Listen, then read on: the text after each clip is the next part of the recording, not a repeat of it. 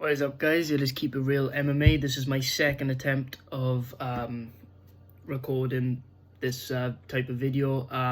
The first attempt, it was ready to upload and everything, but I couldn't quite get it to upload, and then so I decided to try later. I looked again later, and everything just got deleted.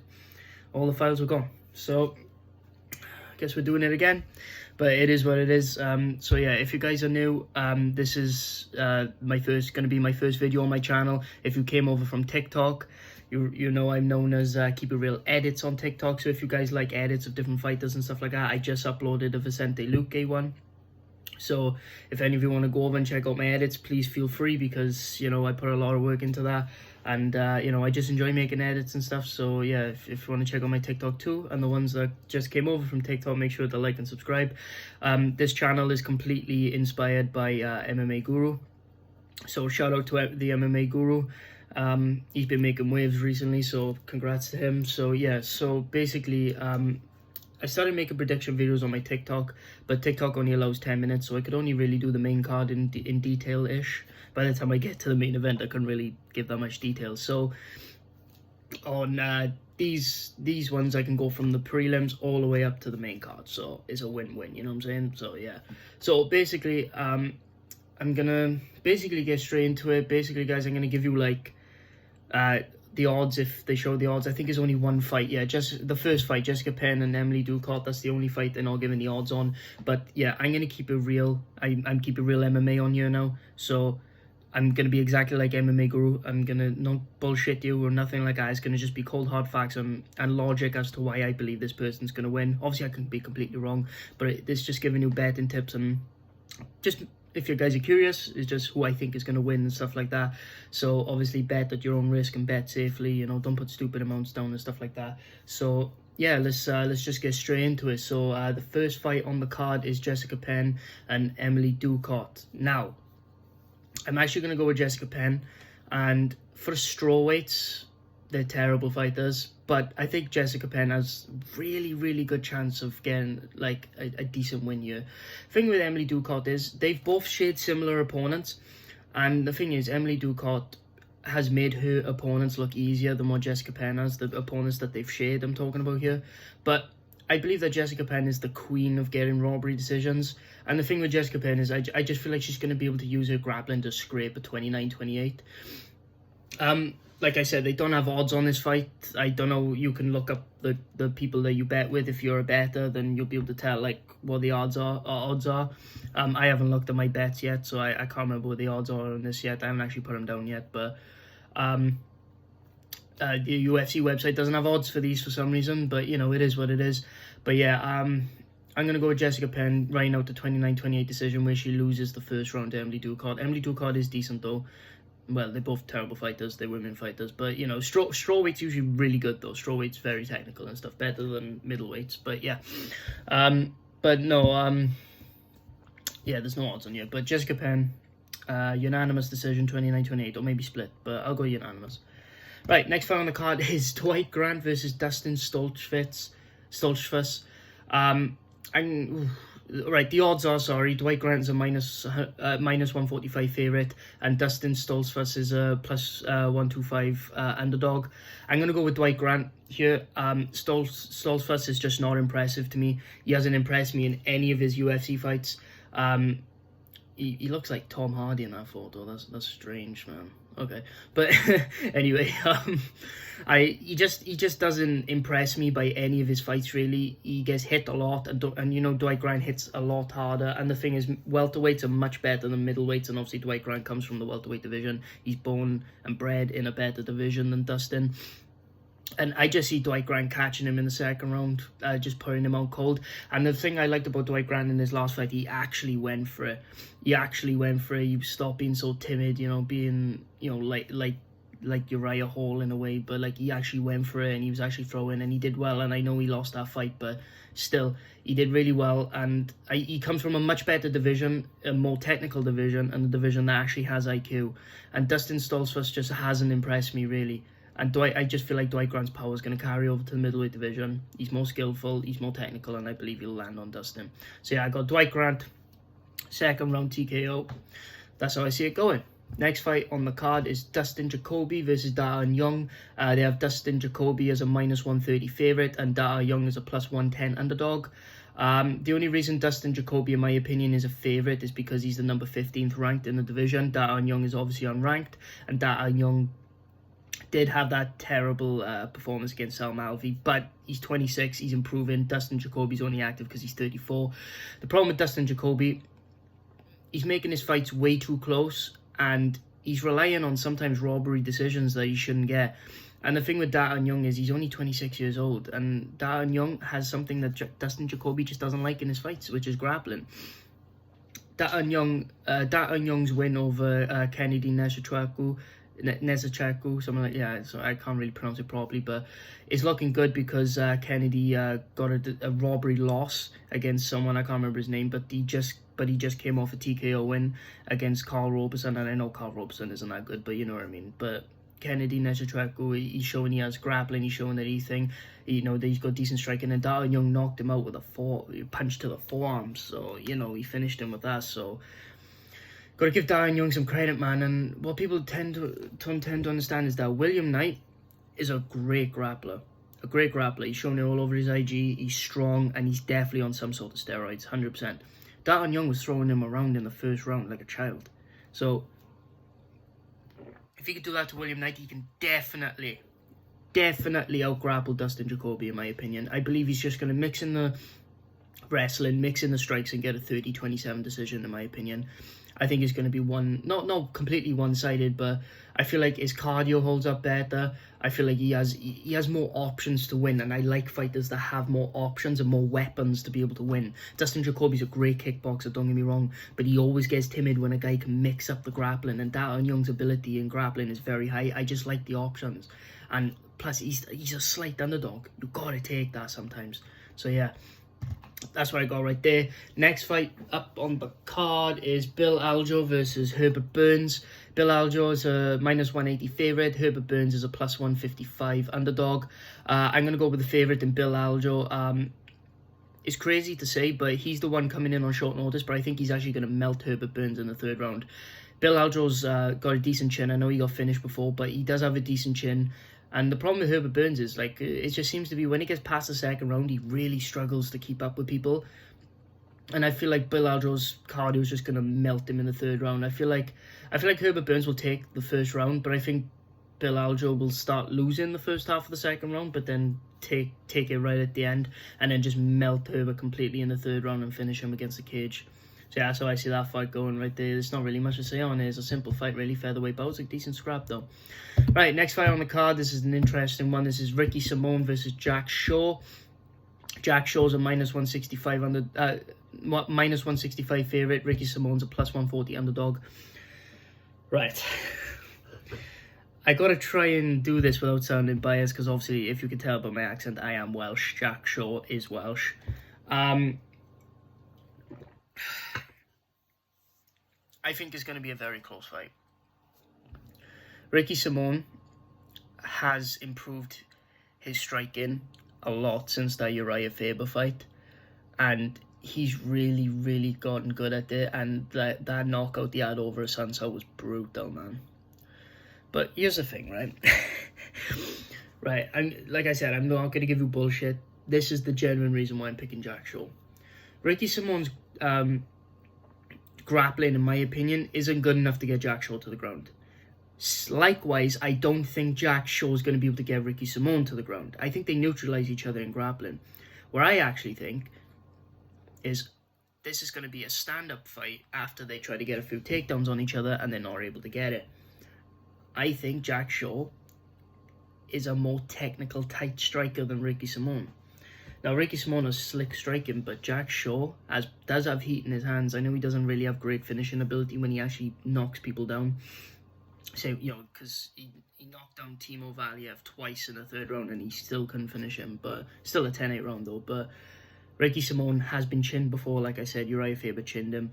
And the problem with Ricky Simone, he has slick striking, but he always leaves himself wide open for shots. And Jack Shaw will find that chin. Jack Shaw has great technical boxing, and Jack Shaw isn't the best striker in the world. He's more of a grappler. But I still think that his technicality will get him the win over Ricky Simone. And I actually don't think he'll knock out Ricky Simone. I think Jack Shaw takes a while to get into fights, so I think Ricky Simone will edge the first, and I think Jack Shaw will win the last 2 rounds, 10-9, a weak 10-9, and I believe he'll get a 29-28 decision. Genuine, that's how I feel it's going to go. Next fight on the card, I believe this is the lock of the card, in my opinion. Ponielli Soriano versus Dolce Logambola.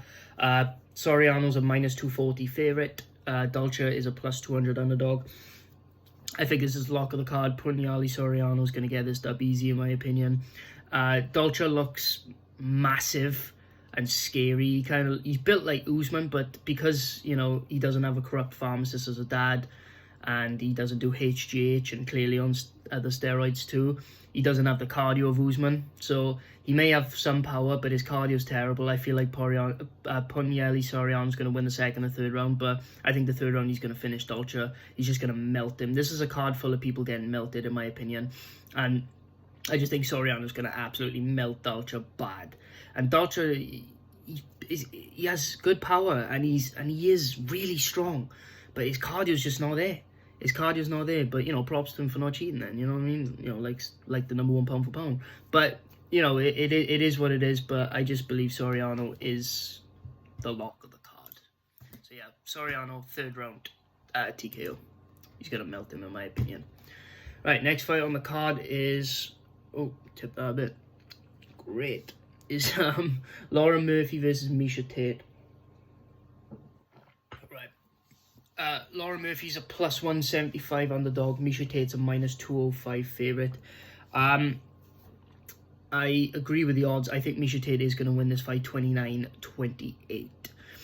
And I think Misha Tate's going to lose the 3rd round because the reason I think Misha Tate's going to lose the 3rd round is because of the weight cut, because don't forget she's coming down from bantamweight. Women's featherweight, bantamweight and flyweight are absolutely god-awful divisions, but, you know, it is what it is. But I do think that Misha Tate is going to get it done over Lauren Murphy. I believe they'll both be in a kind of a scrap where they both punch like cavemen. You know, they've been training for years, yet still don't know how to throw a punch properly. But I believe that Misha Tate can look more technical and is more technical in that way, and I believe Misha Tate will just ride it out in the first 2 rounds and avoid a 10-8 in the 3rd because of the weight cut. So yeah, I got Misha Tate winning 29-28 over Lauren Murphy. Next fight on the card is Shane Burgos versus Charles Jourdain. Shane Burgos is a -170 favourite, and Charles Jourdain is a +145 underdog. This is going to be fight of the night, in my opinion, up until Shane Burgos finishes Charles Jourdain in the 3rd round by TKO. Like I said, this is a card full of people getting melted, and that's how they're losing. And I just believe that's what Shane Burgos is going to do to Charles Jourdain. I believe he will finish him in the 3rd round. The reason I think this is because Jourdain got melted by Julian Erosa, and Julian Erosa doesn't have a great chin, and he was taking those shots, so the power might not be there. And I consider Shane Burgos having a good chin. So I believe Shane Burgos will be able to take those shots, and I believe that Shane Burgos will finish Charles Jourdain in the 3rd round. I believe Jourdain will take the 2nd round, but I think Burgos will take the 1st and 3rd with his slick boxing and actually finish Jourdain in the 3rd. So yeah, that's how I believe it's going to go. Moving on up the card, I don't know how these guys are fighting higher up on the card, but it is what it is. Matt Schnell versus Suma Dururgi. Dururgi is a -260 favourite. Matt Schnell's a +220 underdog. I'm going to go with Suma Dururgi. I can't say his name properly, but Suma Dururgi. I'm going to go with him by... I'm going to go with him, actually, by 3rd round TKO. The thing is, right, with Matt Schnell, he's good. He's got good hands, and he's fast, and he's good at he's good at finishing people that way. But the thing is, it doesn't matter who he's fighting. There's so many ways he can be finished. You know what I mean? He could be finished by TKO, flatline. He can be finished by sub. And the thing is, right, there's so many different subs he gets caught in, man. You know what I mean? He got caught by Royval in that guillotine. He tapped with both hands. And the thing is, it's like, you know, no harm losing to Royval. Royval is top of the flyweight division, but at the same time, getting finished too easy, and his IQ is just not there for a flyweight. It's not there. He has fast hands for a flyweight, but he's just not there mentally for a flyweight. And I just believe Suma Dururgi is going to take advantage of that. I feel like he's going to win all the rounds and take him out in the third, in my opinion, TKO. So yeah, Suma Dururgi by third round TKO, in my opinion. Next fight on the card is Jin Liang versus Muslim Salakov. Jin Liang's a plus 150 underdog. Muslim Salakov is a plus 175 underdog. If you've seen any of my predictions on TikTok, you'll know I say this all the time about Dagestani sounding names. As soon as they have a Dagestani sounding name, they all flock to give them as the favourite. Jin Liang is going to win this fight, and I believe he's going to get a second round knockout over Muslim Salakov. Muslim Salakov, if he doesn't get a finish late, none of his fights are impressive at all to me. You know what I mean? Like, I can't say that he's super inconsistent. He only has 2 losses on his record. But the problem with Muslim is that he doesn't really pose enough grappling threat for Jin Liang to worry about. And Jin Liang is the much better striker, so I have no idea how Muslim Salakov is a favourite here. There's a chance he can win, of course. Anybody can win. He could chin Jin Liang. He could out-grapple him. You never know. But he doesn't have Hamzat Chimaev type wrestling or Neil Magny type wrestling, where he's able to completely hold Jin Liang down and threaten submissions and ground and pound. Jin Liang's going to chin him in the second round, in my opinion. I think Jin Liang is the much better striker, and I believe he will get it done. So yeah, moving on up the card to the core main event. Michelle Wolterson versus Amanda Lamos. Amanda Lamos is a minus 315 favourite, and Michelle Wolterson is a plus 260 underdog. Right. Michelle Wolterson's looked terrible in her last couple of fights. Amanda Lamos hasn't actually looked great in her last 2 fights either. She looked decent against Jessica Andrade until she got caught in the standing triangle. It's no harm losing to a man like Jessica Andrade, so, you know, it's okay. You lost to a man, that's understandable. No, Joey. But, you know, Jessica Andrade is a former strawweight champ, so, you know, there's no harm losing to her. Jessica Andrade is really good. She only loses to the best of the best, so I'm still going to go with Michelle Wolterson. Now, they both have robbery wins that they shouldn't have had over Angela Hill. Both of them do. But here's the thing. Amanda Lemos has a lot of power, but her power is very overrated. If you look at a lot of her fights, her power is overrated. If you can't land good power shots against an Angela Hill that is spinning, leaving her chin up in the air and just swinging without covering, how are you going to land as on a technical striker like Michelle Wolterson? Now, this should be an easy win for Lemos on paper, because based off their styles, because Michelle Wolterson does not do well against power strikers. Against Marina Rodriguez, she was wincing every time she got caught with a punch or kick that had some sort of power on it. She was wincing. But Marina Rodriguez has more power than Amanda Lemos, in my opinion, because don't forget, Marina Rodriguez basically put out Amanda Hebas twice. So I don't know, Amanda Hebas doesn't have the best chin, but still, her chin held up at flyweight, though, a weight above, so Marina must have some sort of power, right? And Marina gets a lot of finishes, right? Because when Marina hits people, they don't want to grapple with her anymore. So I know Michelle Wolterson's looked terrible, and this is a long shot, but like I said, I keep it real over here. This is just my personal opinion, and this is based off a logic pick. Michelle Wolterson, although she hasn't looked great in the last couple of fights, right, what you got to understand is that Amanda Lemos' power doesn't stand out to me, and I think Michelle Wolterson's going to be able to land on it and scrape 29-28. Because the thing with Amanda Lemos is, if you can't land your power shots on somebody with their chin wide open in the air for the take-in, how are you going to land them on somebody that's more technical and elusive, that karate style?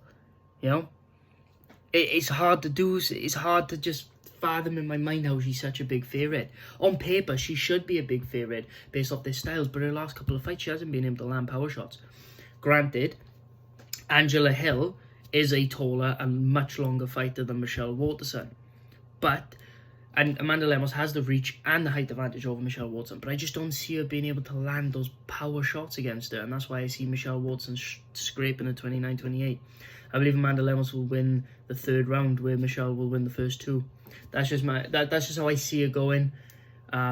This is one of the picks where I look like an absolute genius, because this is based off of logic and how I've seen their fights go. I don't see Lemos being able to land those shots on Wolterson, but this is a pick where it either makes me look like a genius or it makes me look like a complete idiot. So we'll see how it goes. On to the main event, Brian Ortega versus Yair Rodriguez. Brian Ortega is a minus 165 favorite. Yair Rodriguez is a plus 140 underdog. Right, this fight's a bit more straightforward to me. I got Brian Ortega by 4th round guillotine choke, and this is why. Brian Ortega has improved his striking massively. Obviously, he did pretty well in the early rounds against Alexander Volkanovski. And he obviously dominated the Korean Zombie in a 5-round fight, right? Even dropped him a couple of times. I think he dropped him twice. Excuse me. Well, yeah, what you gotta understand, right, with Yair Rodriguez and Zombie, right? Because Yair obviously knocked out Zombie.